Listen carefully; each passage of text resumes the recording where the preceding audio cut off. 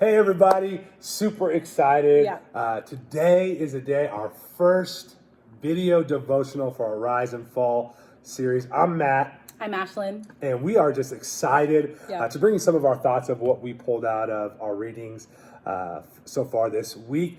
As you know, on Sunday, Pastor Jeff and myself, we spoke on chapter 1. And then in our readings, we've been in chapter 2 and chapter 3 so far today. And that is some of the thoughts that we're going to pull out of today. Yeah.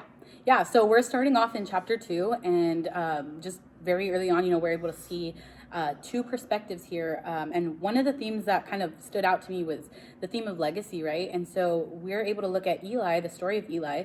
And Eli was a priest. Eli had 2 sons, and they actually greatly sinned against God. And we're also able to see that Eli unfortunately neglected his first ministry, which should have been his family. And then on the opposite side of that, we're able to see, the story of Samuel. And Samuel, something really cool is that, even his mom was praying for him even before he was born, and really just devoted herself and made a vow to God to, lead him in the way of the Lord.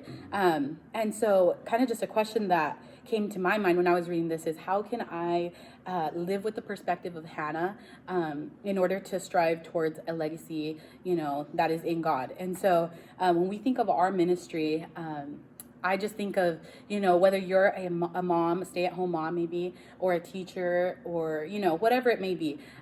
It's important to remember that our first calling to ministry should always be, to our family and to, creating and fostering a legacy worth living. And so, when we have that perspective of, building up a legacy in God, we will not only create a strong foundation in Him, but we also, foster this legacy with direction and purpose for the things of the Lord. And so even just, from my personal experience, my mom would always put these sticky notes around in the bathroom, where we're doing dishes. And growing up, we always thought it was the funniest thing. But now, like, looking back, it's like all those little moments add up to so much more, really just end up coming back to you as you're older. And so maybe for you, you're not somebody that has grown up in church. Maybe you are new to the faith, and and we understand that, but something that I would just kind of encourage you with here is really that Samuel was not a part of Eli's lineage, right? He was not, he didn't have that birthright to become priest. But even through his mother's prayers, we can see how God was still faithful to him and still favored him. And he ultimately became a prophet, right? And so really, this is just a cool way to kind of apply to our lives. And maybe that means, making Sundays about God, and or maybe just surrounding yourself, with a community that's alongside you, guiding you. So good. Yeah, and then we jump into chapter 3. There's one thing that just I feel is we read that Eli is tired. He is super tired. Like it like literally describes how I feel majority of the time when I'm just dead dog tired. And so I've been there. And so, we know that there's some sleep, but what happens is that we have Samuel who hears from God. Now, what's amazing about this is just the sensitivity that he had to hear from God. But at first, obviously, he thought that was Samuel. He ran to Samuel, just like I do with my kids. Like, I'm tired, go back to bed. Like, I don't want to deal with this right now. But I eventually realizes this is God. This is you are hearing from God, because it's been a while since they've heard from God.